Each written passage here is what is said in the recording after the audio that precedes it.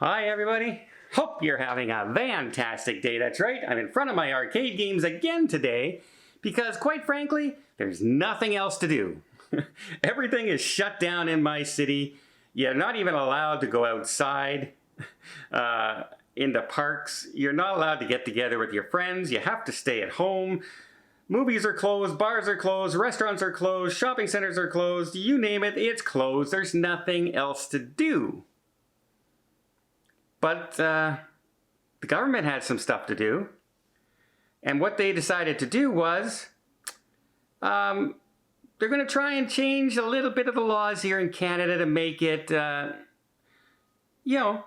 little more communist-like.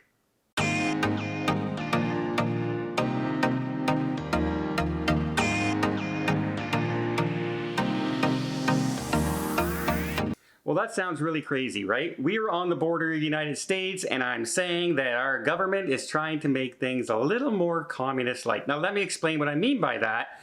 Is our government here is the first, what we would call democratic society on the globe of the planet that is going to start to try and introduce a bill called C-10. And what C-10 does is put all content on the internet under the jurisdiction of the CRTC, which is basically our broadcasting system is regulated to, if you want to do shows and everything and have studios and that here in Canada, you have to have so much Canadian content. That was the goal behind it. We didn't want to lose our Canadian culture, because, Hollywood movies would be dominant over Canadian movies and TV shows, etc. We would only be watching American shows and never see a Canadian show. So they introduced that. That's all well and good. But now they're going after the internet. But they're not going after the internet. At first they made the C-10 bill and they said only news organizations and things like that on the internet. We will not regulate user content. So user content being this channel, your post that you put on Facebook, your post you put on Instagram, your post on YouTube that you make a comment on. They're not going to regulate any of that. And everyone said, oh, okay, you're just going to go after like Netflix and Disney Plus and say, you know what? We want you to pay your certain fair share of taxes. We want you to institute a little bit of Canadian content if you want to sell your service here in Canada. Okay. And then they held a cabinet committee while the pandemic's going on and the parliament isn't sitting and no one is really paying attention to too much. And they're hoping to sneak this bill by. And what they did is they took out that clause that said they're not going to go after user content. Let's just erase that and just saying we're going to regulate all content. Which means this channel, which means your Facebook post, which means your comments, etc., etc., etc. They want to tell you and make sure that you have permission to speak what the government thinks that you should be speaking about.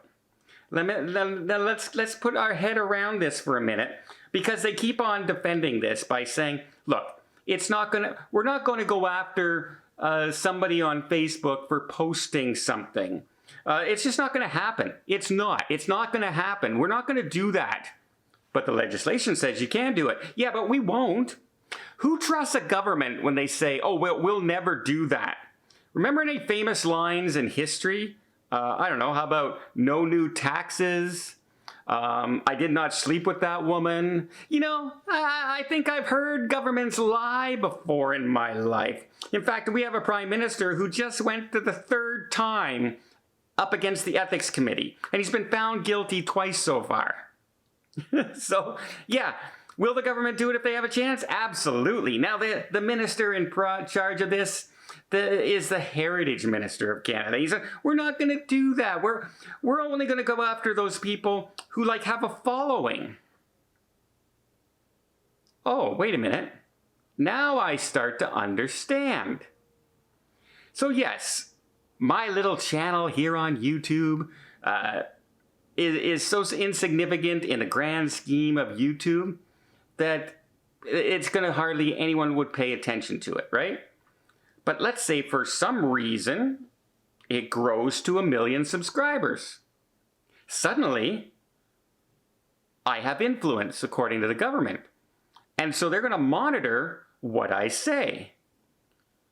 So I might come out and say, you know what, our progressive conservative provincial government here, I think they're keeping the golf courses closed during the pandemic is the wrong move. I don't agree with it. I think it's not the right move. And the government would say, yeah, he's right. That's a good thing. Yes, PC government, you're doing the wrong thing. And then the next day I come out and say, you know what? The vaccine rollout by our liberal federal government has been a disaster, and I think they've mishandled it. Oh, wait a minute. That's misinformation. You can't say that. Kill switch. And they've actually put that into legislation. A kill switch. Which means they can automatically shut down your content or anybody's content on the internet. Anybody's. So so if you're saying out there, we're going to monitor what you say. So if you're a company like that, a newspaper or a television station, and you have internet shows and everything like that, if you go against what the government's saying, are they going to say, hey, you better stop doing that or we're going to hit that kill switch? You better stop spreading misinformation and only say what we say. Because what we say is right. That is leading down a road to the most scary government. In fact, during a session here in Canada, during question period, the leader of the opposition party read out this statement saying how they plan to control the media in such a way to represent the best representation of the country and with the good of the country, and it's for the betterment of the people. And the Prime Minister said, hey, look everybody, this is a very important bill for our Canadian people and it's going to protect Canadians and everything. Trouble is, the member of the opposition didn't read something from the Canadian government. He read the new legislation going in from China to Hong Kong during the takeover of Hong Kong. And our Prime Minister couldn't tell the difference between his own legislation and China's legislation when it comes to controlling the content on the internet. Tell me again how we can trust the government to not interfere with free speech. They're not going after hate speech. They're not going after any of that. What they're going after is any narrative that they don't want shown.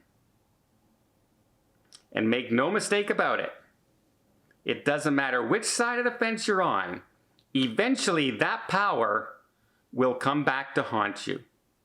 Whether you're a liberal, a conservative, or an NDP member, or the Green Party here in Canada, whoever's in power will make that decision with that law in place. And it's one of the scariest things I've ever seen the government of a free society ever try and introduce. In the United States during the election, we had one party saying, hey, stop censoring people. Stop shutting people's channels down. That's the exact opposite. In this country, they want the power to tell people what they're saying, or they're going to kill it. They're going to kill switch your content. Well, I guess I'm kind of lucky because this channel will never have 1 million subscribers. And I guess I'll be so insignificant that they won't bother with me. But wait a minute. I do have 100,000 subscribers on my cruising channel. Does that mean I'm only going to be able to talk about cruising in Canada? and they're going to regulate that. And God forbid I should say something about a cruising decision that the federal government, like shutting down cruising until February of 2022, was a moronic decision. Instead of seeing how things go throughout the year, they just shut it down for another year. Oh, I hope the Liberal government didn't hear that, because they just might kill switch my channel.